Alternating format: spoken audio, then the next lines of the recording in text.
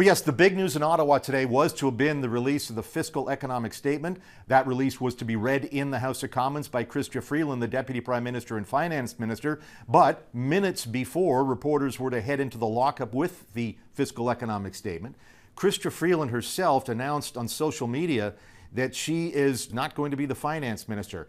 Freeland on social media saying that the Prime Minister had asked her to take another job in cabinet after delivering this fiscal economic statement, and over the weekend and on reflections, she's decided she doesn't want any other job in cabinet, so she's out.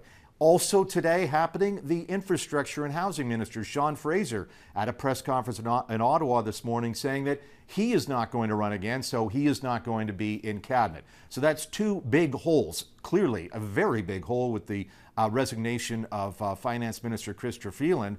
The fiscal economic statement does likely proceed. There's going to be some spending in it. The government is going to break its promises on fiscal restraint, a promise that Freeland herself made in the budget speech last April, saying that the deficit would not get any bigger than $40 billion. The parliamentary budget officer, many private sector economists all saying there's just no way to avoid it getting bigger. Will it be $4 billion, $6, $10 billion bigger?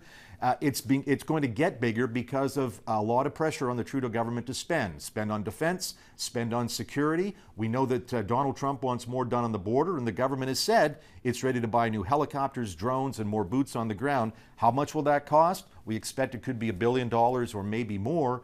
And then there's been some political pressures. The government has needed NDP help to survive, and the price of that help has been expensive programs like the National Dental Care Program and the current GST holiday that's underway. So the plan was we would have assumed that Minister Freeland would have presented this plan with significant spending and ignoring that deficit promise. And now the question is really out is who is going to stand up at 4 o'clock in the House of Commons and deliver the fiscal economic statement? Usually it's the finance minister, but this morning she quit. David Akin, Global News, Ottawa.